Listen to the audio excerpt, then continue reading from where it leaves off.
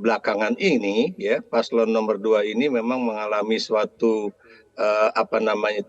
guncangan-guncangan yang cukup tinggi ya. Saya beri contoh misalnya ada gerakan dari rakyat bawah ya, misalnya Solo bukan Gibran misalnya, dan itu kalau gaungnya itu menggelinding bagaikan bola salju ya, itu bukan cuma sampai di Solo, kemudian Jawa Tengah, demikian juga kita juga tahu bahwa di kalangan kampus ya, itu anak-anak muda yang tergabung di dalam BEM, baik itu di Gajah Mada, di UI ataupun di berbagai daerah yang lain, itu juga mulai semakin kritis ya, malah ada yang mengatakan bahwa kami akan bergerak dan sebagainya ya sebelum pemilu 14 Februari mendatang ini. Nah ini yang kemudian mungkin dikhawatirkan ini bisa juga menimbulkan satu paling tidak ya gerakan-gerakan bukan anti Prabowo tapi anti Gibran. Kalau selama ini kan gerakannya dari kalangan masyarakat sipil, pembela HAM, itu kan banyak ke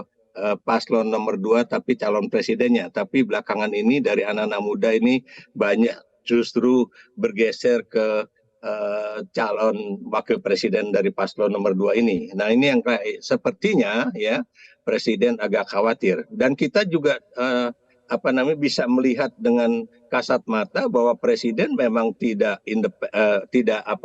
netral ya. Anda bisa lihat ya itu di dalam iklan-iklan dari salah satu partai politik, beliau muncul ya dengan mengatakan bahwa partai politik ini akan menang ya, dan ini adalah partainya dia dan sebagainya.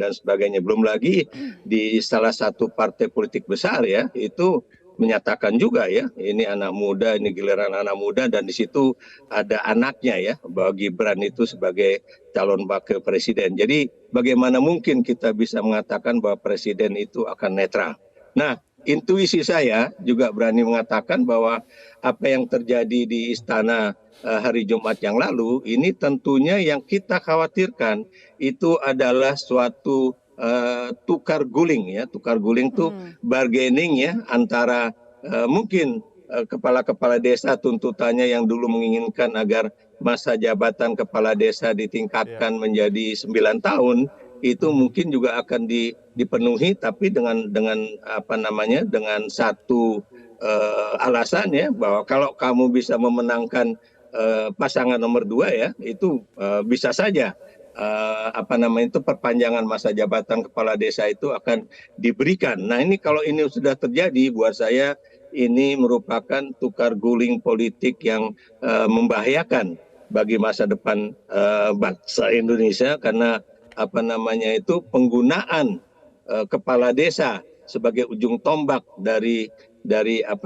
kampanye pemenangan salah satu paslon itu benar-benar sudah begitu masif, begitu jelas ya, dan melebihi dari tahun 2019 atau 2014 yang lalu. Kalau 2019 itu kan kepala desa hanya digunakan sebagai kepanjangan tangan dari negara untuk membagi-bagi bantuan sosial atau whatever the name yang mereka istilahkan ya. Dan sekarang kelihatannya tidak lagi cukup hanya untuk menggunakan bagi-bagi uang ataupun yang lain, tapi juga ini menjadi suatu ujung tombak bagi pemenangan dari paslon nomor 2 begitu. Iya, Prof. Ikrar kan Pak Dirsi memang mengatakan bahwa pertemuan tersebut membahas soal revisi Undang-Undang Desa, yang mana kan di Undang-Undang ini revisinya para kepala desa ini meminta agar perpanjangan masa jabatan, kemudian juga kenaikan alokasi dana menjadi 20%. Nah sebenarnya kan Undang-Undang ini memang akan disahkan dengan DPR. Apakah mungkin Presiden bisa mengabulkan semua ini dengan adanya timbal balik begitu?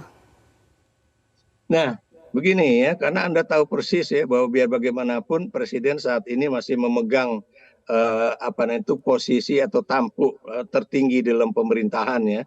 Dan Anda juga jangan lupa ya bahwa koalisi paslon nomor 2 ini adalah paslon yang terbesar ya. Maksud saya dari sisi dukungan dari partai-partai politik kan terbesar ya. Di situ ada Golkar, di situ ada PAN, di situ juga ada partai-partai lain yang boleh dikatakan yang dulu bersaingan atau berhadapan satu sama lain, tapi sekarang mereka menyatu di dalam partai, di dalam koalisi partai tersebut. Dan kita juga tahu bahwa bagaimanapun mereka juga bisa memenangkan perdebatan di dalam undang-undang pemerintahan desa itu ya, dengan mengajak dari partai koalisi mereka, dan bukan mustahil bisa juga mengajak dari partai-partai yang ada di pasangan nomor 1 ataupun pasangan nomor 3, karena Anda tahu biasanya setelah pemilu akan terjadi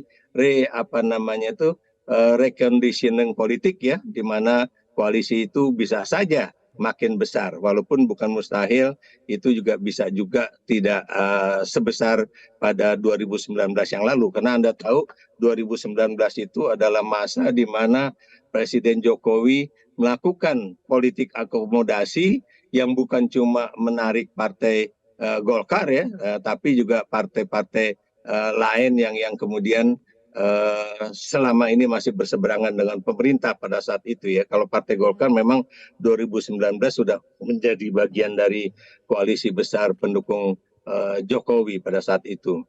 Dan di dalam pembahasan itu bukan mustahil ya kalau kemudian ditentukan siapa akan menjadi ketua sidang, dan ini ketua sidang ini juga akan bisa membawa arah kemana pembahasan di dalam undang-undang pemerintahan desa itu. Kalau persoalan misalnya peningkatan anggaran, buat saya nggak jadi masalah ya. Tapi kalau kemudian meningkatkan masa kerja dari kepala desa, Anda bisa bayangkan ya, kalau kemudian kepala desa itu masa kerjanya melebihi masa kerja baik itu presiden, kemudian juga gubernur, wali kota, dan juga bupati ya. Jadi apa istilahnya? Maksud saya di situ kok panjang sekali. Padahal Anda tahu yang namanya desa itu sebaiknya jangan terlalu panjang kepala desanya, karena untuk memberikan kesempatan kepada rakyat di desa itu untuk kemudian bisa memilih kepala-kepala desa baru yang mungkin memiliki suatu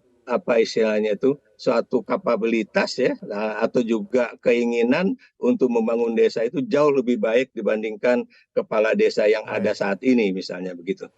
Baik, Prof. Ikrar, artinya ini kan kepala desa ini atau pemimpin desa ini memiliki value yang harus dijaga seperti itu. Kemudian seberapa penting sebenarnya mengambil hati para pemimpin tingkat desa ini, Prof, dalam memenangkan salah satu paslon?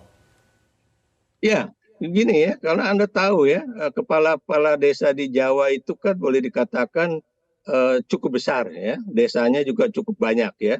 Dan Anda tahu jumlah desa di Republik Indonesia ini ya, di luar yang misalnya kepalanya itu di luar yang kelurahan ya, itu cukup banyak ya. Dan Anda tahu kalau misalnya kepala desa itu dipegang ya, yang kita khawatirkan itu adalah kemudian kepala-kepala desa itu bisa melakukan politik stick and carrot ya. Stick and carrot itu tongkat dan wortel ya. Maksud saya di sini adalah misalnya dia mengancam kepada anggota desanya bahwa kalau kamu tidak memilih paslon nomor sekian ya, Anda akan dicoret misalnya dari daftar penerima BLT ataupun penerima bantuan dari negara. Nah, ini yang kemudian juga di berbagai desa yang misalnya masyarakatnya misalnya tidak memiliki keberanian untuk melawan kepala desa yang semacam itu, pastinya mereka akan tunduk-tunduk saja. Nah, ini yang kita khawatirkan ya,